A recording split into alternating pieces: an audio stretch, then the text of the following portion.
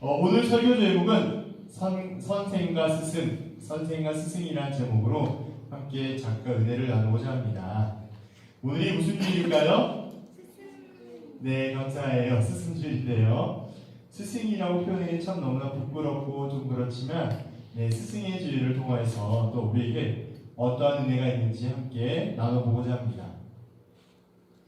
자녀를 키우다 보면 꼭 하는 기도가 있어요. 어떤 기도를 하게 되냐면 자녀를 키우다 보면 만남을 위한 기도를 하는 경우가 저희는 참 많이 있습니다. 그래서 좋은 친구, 좋은 스승, 좋은 배필을 만나게 달라는 그러한 기도를 아비로서, 부모로서 하게 되는데요. 아직 저희 자녀는 우리 청년들이 많이 알고 있는 것처럼 배필까지 아니어도 참고로 초등학교 4학년하고 유치원생이기 때문에 아직 좀 그렇지만 아버지를 따라 지역을 옮겨 다니며 또한 좋은 친구와 스승을 만나게 되어서 너무나 감사한 것이 이 만남에 대한 아비의 기도인 것 같습니다. 이렇게 자신의 삶에서요, 좋은 스승 한 사람이라도 있다면, 자기의 삶의 자리에서 좋은 스승 한 명이라고 있다면 그 아이는, 그 사람은, 그 자녀는 결코 잘못되지 않습니다. 그래서 존경과 사랑을 담은 스승이 있다는 것 자체가 바로 은혜입니다. 그것도 우리에게 큰 은혜라고 설명할 수 있겠습니다. 제가 왜 이렇게 친구와 스승과 배필을 이야기했냐면요, 하나님께서 그러한 친구, 스승, 배필을 저에게 은혜 가운데 허락해 주셨기 때문에 그래요. 누구와도 바꿀 수 없는 귀한 동역자, 지인, 친구, 그리고 우리 사랑하는 청년들을 만났기 때문에 그렇습니다. 그리고 언제라도 잘못된 길을 가게 되면 저를 호되게 혼내줄 우리 목회의 스승이신 목사님을 만나게 해주셨고, 또 음악으로, 노래로 잘 못하면 혼내게 하는 또 스승 교수님을 만나기도 했습니다. 또한 내 생명처럼 여기고 있는 지금의 아내 희명이를 만나서 너무나 감사했습니다. 그런데요, 재미난 사실은 뭐냐면 좋은 스승을 만나는 것보다 더 안 좋은 것이 있어요. 좋은 스승을 만나지 못하는 것보다도 더 안 좋은 것인데, 그것이 뭐냐면 거짓 선생을 만나는 거예요. 우리가 좋은 선생, 좋은 스승을 만나지 못하는 것보다 더 안 좋은 것이 거짓 선생을 만나는 것입니다. 이것은 좋고 나쁨의 기준이 아니라요, 아주 치명적이고 무서운 것이라고 할 수 있겠습니다. 요즘 세대가 어떤 세대일까요? 인터넷이 너무나 많이 발달되어 있고, 또한 거짓 정보가 난무하고 있는 그러한 시대를 우리는 살아가고 있습니다.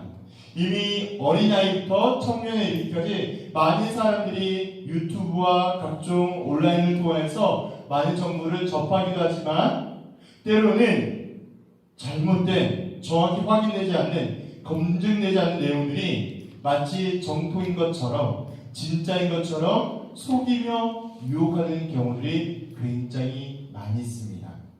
요즘은 그런 질문들을 하지 않는데요, 작년과 재작년에는 어떤 청년들이 저한테 와서 목사님, 이러한 내용이 제가 봤을 때 신앙적으로 유익한가요? 라고 묻는 그러한 우리 청년들도 있었습니다. 어찌됐든 그러한 일들이 요즘에는 비일비재하게 일어나는 것을 알 수 있는 것이죠. 그런데 이렇게 거짓된 정보를 접하고 유혹하는 것도 문제가 될 수 있지만요, 그것을 진짜인 것처럼 현란하게 포장하고 유혹하며 쉴 새 없이 쇠뇌해버리고 마는 그러한 바로 거짓된 선생을 만나는 것이 더 나쁘다라는 거예요. 우리가 좋은 선생과 스승 못 만나는 것도 너무나 안 좋고 나쁜 일이겠지만, 그보다 더 나쁘고 안 좋은 것은 거짓된 것을, 거짓 선생을 만난다는 것을 말씀을 드렸습니다. 그렇다면 왜 이렇게 거짓 정보에 빠져들고 거짓 선생에게 빠져드는 것일까요? 첫째, 거짓 선생은요, 양의 탈을 쓰고 있기 때문에 그렇습니다. 무슨 의미일까요? 속임수를 쓰고 있는 거예요. 우리가 지금 오늘 읽은 말씀처럼 거짓 선지자들을 삼가라 라고 이야기하고 있어요. 이거 무슨 말씀이에요? 예수님께서 너희는 거짓 선지자를 삼가라, 거짓 가르침하는 자들을 삼가라, 피하라 라고 이야기하고 있습니다. 왜요? 양의 옷을 입고 너에게 나와. 왜요? 속에는 노략질하는 일이라, 거짓말하는 자들이라는 거예요. 진리가 아니라는 거예요. 거짓이라는 것이죠. 그래서 거짓을 진짜인 것처럼 속이며 포장하는 그런 이유 때문에 거짓 선생을 통해서 속임수 때문에 많이 넘어갑니다. 그래서 많은 청년들이요, 정말 무분별하게 많은 정보들을 접하다 보면 이게 진짜인지, 이게 정통인지, 이게 성경적인 것인지 아닌지를 구별하기 어려울 만큼 그러한 혼란과 혼탁과 현란한 시대 가운데 그러한 정보가 난무하고 있는 그러한 시대 가운데 우리가 살아가고 있다는 거예요. 진리와 비진리를 구별하지 못한 채 의심 없이 들려지고 보여지는 현란함 때문에, 화려함 때문에, 꼭 그럴 것만 같은 그러한 마음 때문에 넘어가는 청년들이 굉장히 많이 있습니다. 그래서 온갖 이단은요, 비성경적인 가르침을 굉장히 교묘하게 잘 끼워 맞춰 가르치기도 합니다. 그래서 성경을 자기 중심적으로 딱 꼬집어서 약간 맞아떨어질 것만 같은 성경을 비유해서 이게 그럴듯하게 해석하는 경우도 굉장히 많이 있습니다. 그런 경우들을 많이 조심해야 한다는 거예요. 그래서 우리 안에 여전히 머무르고 여전히 간과할 수 있는 이러한 거짓된 것들을 멀리 피하며 우리가 그런 것들을 좀 더 경계해 볼 필요가 있다는 것입니다. 그리고 두 번째는 어떤 내용이냐면, 둘째는 우리 안에 좋은 스승을 만나야겠다는 간절한 마음, 우리 안에 나라는 사람이 좋은 스승을 만나야겠다는 간절한 갈망이 없기 때문에 그래요. 우리가 넘어지거나 쓰러진 이유가 비진리 가운데 유혹돼서 넘어지는 경우도 있지만 이미 우리 안에 온전한 참 스승을 만나겠다는 간절한 마음이 없기 때문에 그럽니다. 이것은요, 처음 제가 말씀드리는 그 이유가 더더더욱 중요해요. 한번 상상해 봅시다. 소위 말하고 있는, 제천 지역은 어떨지 모르겠습니다만은 소위 말하고 있는 학군 있잖아요. 이 지역 동네에서 명문대학을 많이 보는 곳이 있다더라라고 이야기하면 어떤 현상이 벌어질까요? 맞아요. 서울대, 연고대를 많이 입학할 수 있는 곳이더라라고 이야기하면 사람들이 많이 몰리게 돼요. 또 입소문이 나기도 하고요. 여러 학부모님들 사이에서 가장 핫플레이스로 주목받는 곳이기도 합니다. 그래서 그런 현상이 일어나다 보면 자연스럽게 어떤 현상이 일어날까요? 주변에 부동산 시세가 올라가요. 그리고 여러 가지 시장과 상권들이 형성하는 것을 어렵지 않게 마련합니다. 물론 이렇게 잘 사람들이 몰리는 이유는요, 잘 가르치는 선생이 있기 때문에, 그 선생으로 인하여서 그 학생들이 좋은 학교에 입학했기 때문에 그렇기도 합니다. 사실 이런 현상 자체가요, 나쁘다고 이야기만 할 수 없어요. 다시 말씀을 드린다면 열심히 공부해서 좋은 결과를 얻게 하여 좋은 학군에 들어가는 그 자체를 우리는 부정하면 나쁘다고 표현하기는 어렵습니다. 그래서 이것으로 인하여서 이렇게 시장 상권들이 형성하고 많은 사람들이 몰리고 또 자연스럽게 활발해지는 분위기가요, 주변의 지역 경제와 여러 가지를 성장하기 때문에 그 자체만을 부정적으로 보는 것은 굉장히 위험합니다.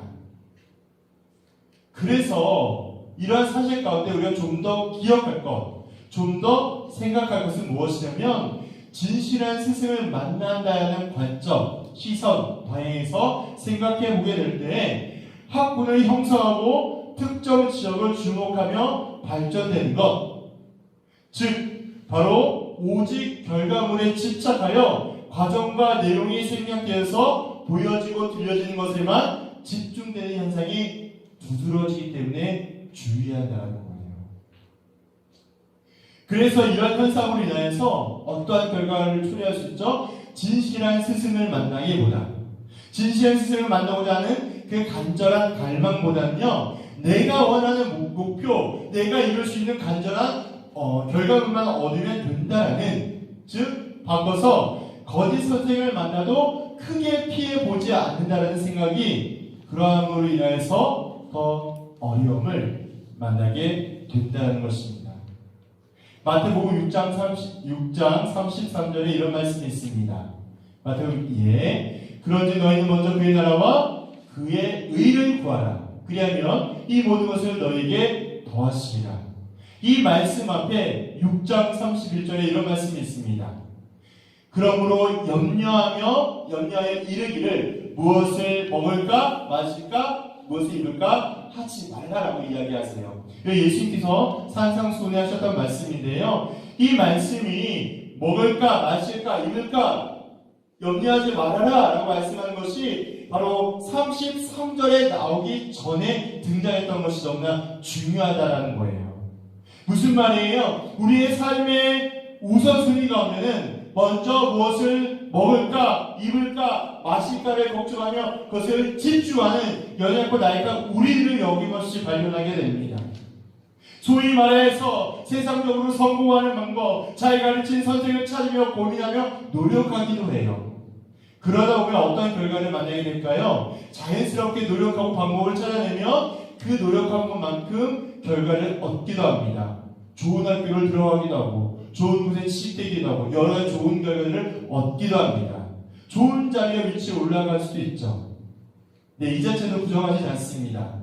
그런데 중요한 진리와 사실은 제가 말씀드리고 싶은 건 6장 33절에 있다는 거예요. 우리가 무엇을 먹을까 마실까 입을까를 걱정하지 말라는 그 예수님 말씀을 듣고 33절을 기억하다 보면 그의 나라와 그의 의에 대한 것이 그 마음이 상실되었다는 것을 알게 됩니다.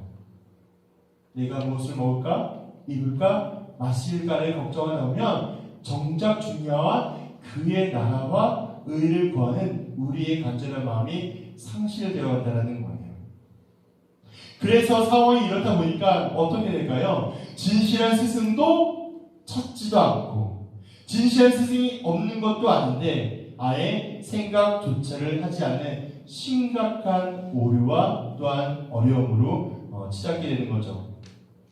하지만 진짜 내 자녀, 우리 청년부를 생각한다면 서로를 향하여서 진실한 스승과 동역자, 배필을 만날 수 있도록 도보기도 해주는 것. 이것이 너무나 중요하다는 것을 오늘 성경은 우리에게 이야기해주고 있는 것이죠.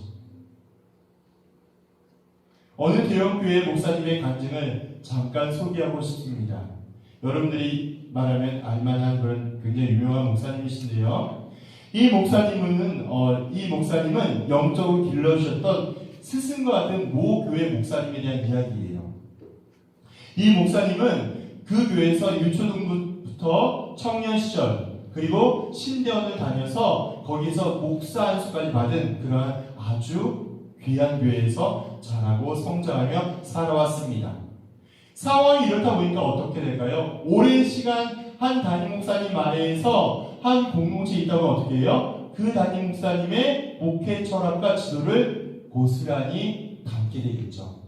그렇게 담게 되어서 그렇게 배우기도 하게 되었는데요. 그런데 그때 당시에 그 교회가 성도들이 약 200명 정도도 안 되는 교회였어요.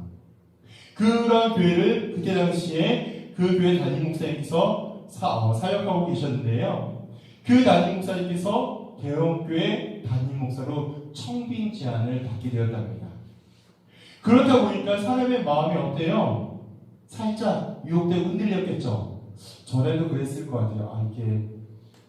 그게 참 어려운데 여튼 그래서 아무래도 사람이고 인간이다 보니 그 청빙의 제안에 흔들리고 또 그렇게 했다는 것을 알 수 있었습니다.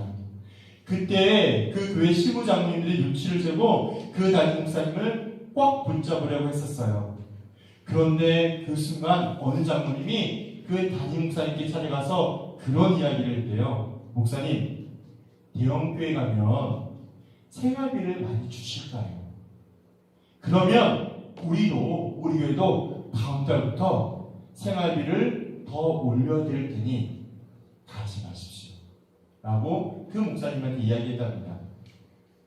물론 장로님 입장에서 목사님을 빼앗기기 싫어서 그런 마음으로 이야기를 전하였지만 그런데 그때 그 담임 목사님께서 그 장로님을 향하여 이렇게 이야기했다고 합니다. 장로님, 소시장에 묶어 놓아있는 소는 부르는 사람에 따라 값이 올라가고 내려도 같지만 나는 소시장의 소가 아닙니다. 라고 이야기를 했대요.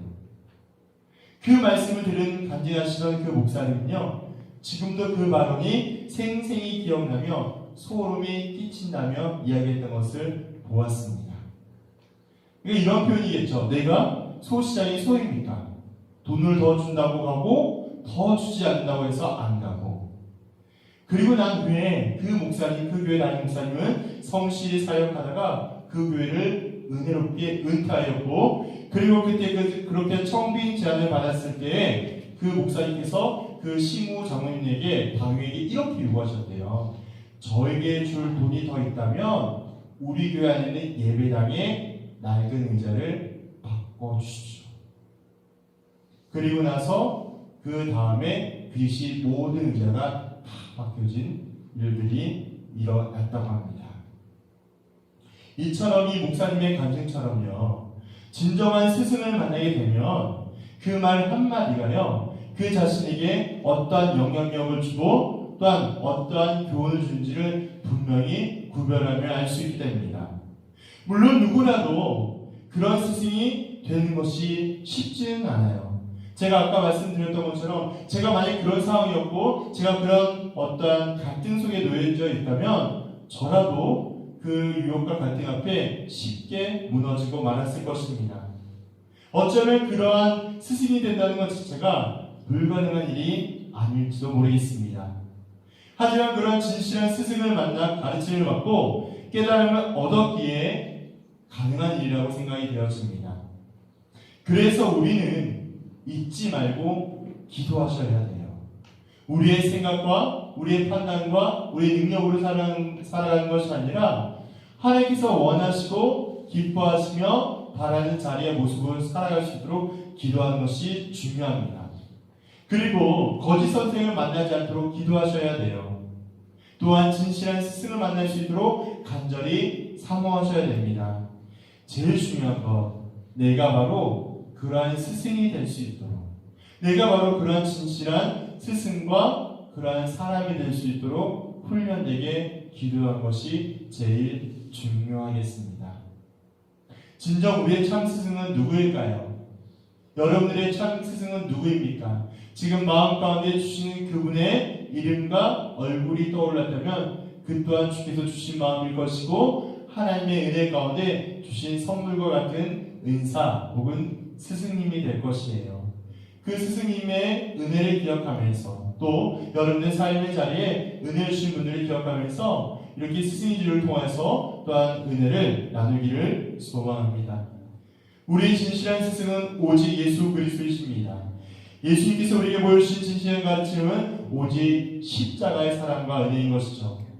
이렇게 십자가를 온전히 감당하기 위하여 제자들을 부르시고 마지막 만찬을 나누신 후에 예수님은 그들의 발을 닦아주셨어요.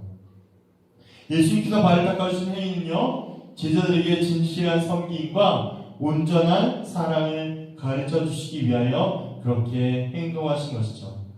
예수님은 제자들이 부르는 주님이라는 호칭이 옳다 하시며, 여기서 말하는 주인은요, 주인 주자를 써서 나의 주인, 나의 주된 주인이라는 것을 의미합니다. 자신의 스승으로서 제자의 발을 씻겨 주었으니 예수님께서 제자를 향하여 너희도 스승을 본받아 서로 발을 씻겨 주어라 라고 요한복음의 말씀을 통하여 이야기하셨습니다. 또한 예수님을 큰 자가 행하면 작은 자는 마땅히 그를 따라야 행한다고 말씀하셨고, 그 말은 예수님께서 행동하면 제자는 마땅히 행동해야 한다는 것을 이야기하는 것이 요한복음 13장 12에서 17절에 해당되어 있는 말씀이에요. 그러므로 발을 씻겨주는 행위, 마땅히 서로 발을 씻겨주는 말의 의미는 서로 사랑하며 섬기라는 말의 의미가 될 수 있겠습니다. 이제 우리가 함께 이러한 은혜를 기억하면서 하나님을 더욱더 기대하는 삶의 자리에 나아가기를 소망합니다. 단지 스승의 줄을 하여서 어떠한 선생님이나 스승에게 주목되기보다 우리의 참된 스승이신 예수님의 은혜와 사랑과 교훈하심을 기억하고 삶의 자리에서 넉넉히 그분의 사랑과 지도함 가운데 있는 우리 모두가 되기를 축복합니다. 이제 여러분들 대표해서 청년부 회장님이 나와서 간단한 세족을 진행하도록 하겠습니다. 예수님께서 행하셨듯이 그의 길을 걷는 우리 모두 예수님의 행함을 기념하며 하나님의 말씀에 복종하는 공동체, 복음과 선교에 앞장서는 그리스도의 몸된 공동체가 우리 성도교회 청년부가 되기를 소망합니다.